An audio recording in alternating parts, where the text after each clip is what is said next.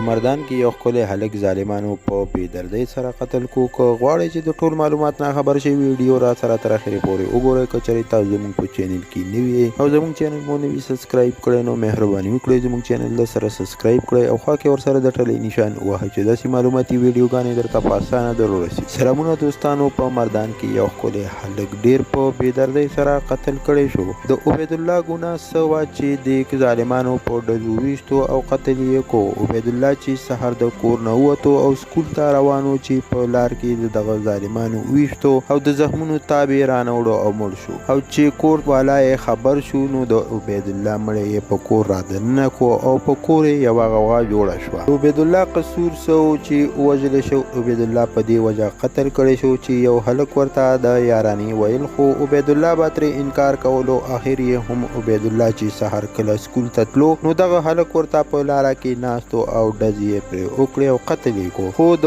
عبیدالله قاتل لا تر اوسه نه دی ګرفتاره شوی خو د پولیسو پوره کوشش شروع دی او ډېر ژر به ملزم ګرفتار شي. دوستانو، تاسو ته معلومه ده چې په پښتنو کې دا قسمه کارونه ډېر زیات شروع دي او چې هلک ښکلی وي نو بیا ورسره داسې غله کار کوي او که هغه یې مطالبه ونه نه مني نو بیا یې قتل کوي. الله تعالی دې وکړي چې پولیس ملزمان گرفتار کړي او کور والا ته انصاف ملاو شي. دوستانو، دا و د نن ورځ خبر چې در سره مو شریک کو. که ویډیو مو خوښه شوي نو لایک شیر کړئ او چینل در سره ضرور سبسکرایب کړئ. مننه کوم چې ویډیو مو را سره تر اخره پورې وکتله او د بلې ویډیو پورې د الله په امان.